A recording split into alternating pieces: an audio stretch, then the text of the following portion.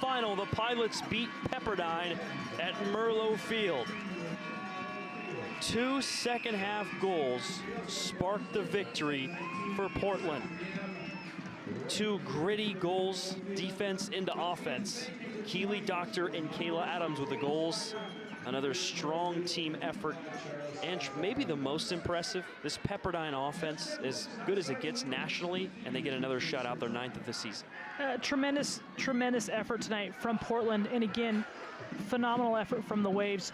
It came down to, as Tim Ward said, one team playing their game better than the other team. I felt both teams were pretty well matched. Portland was very patient in their opportunities. And, you know, it didn't come down to an absolute golazzo. It didn't come down to a Kaylee Togiai turn and just like chip one into the far corner. But she can do that. Exactly. Swan driving one into the near post. It was just perseverance and persistence when you think about Keely Doctor's goal, and making sure that you're taking care of your teammates. When you think about Adams' goal, where she, gets that rebound, you're following up, that ball's going off the crossbar. You have to put yourself in a position to say, if this ball hits the post, am I in the right position to put it in? So that's all that it came down to, was just making sure that you take care of those little details and you have the perseverance and persistence to push through.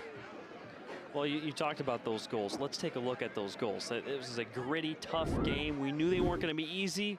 Portland able to put 2 in the second half. Doctor gets some separation there, and Trinity Watson, such a good defender, and Doctor strikes that ball, doesn't care, goes down to the ground, ends up coming into that far post. What a goal for her.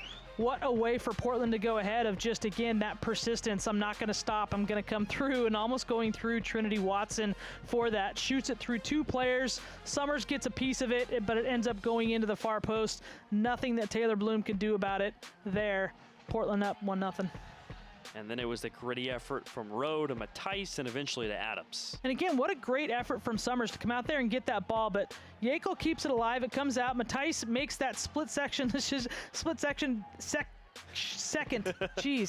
decision that we talked about. And Adams takes care of the details and says, if this ball doesn't go in, am I in the place to clean it up and get up? That's a poacher's goal. You're going to sit there and look at her. She's the only one running in off that ball.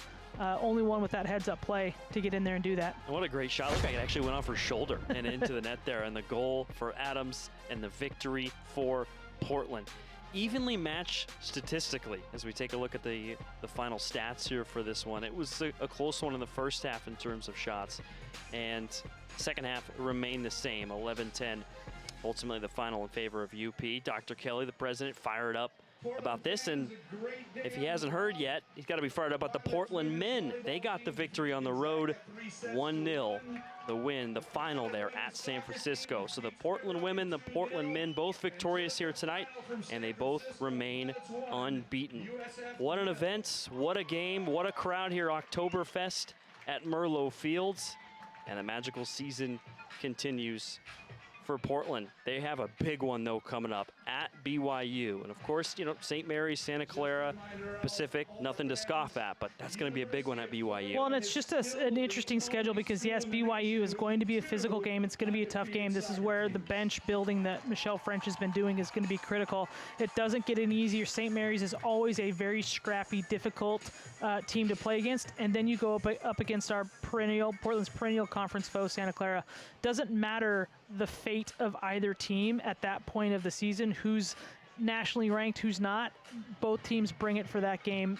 Anything can happen. So that's the schedule coming up for Portland, who was number 15 in the country. Beat San Diego Wednesday. They beat Pepperdine today, 2-0, the final in both those matches. Thanks for joining us here from Merlo Field. Another victory for the Pilots. For our director, Ray Bradley, producer, Riley Clark, my broadcast partner, Angela Harrison, I'm Chris Clayton. Clive's Army and the Pilots are loving it. Dr. Kelly on the drum. Portland wins again on the WCC Network.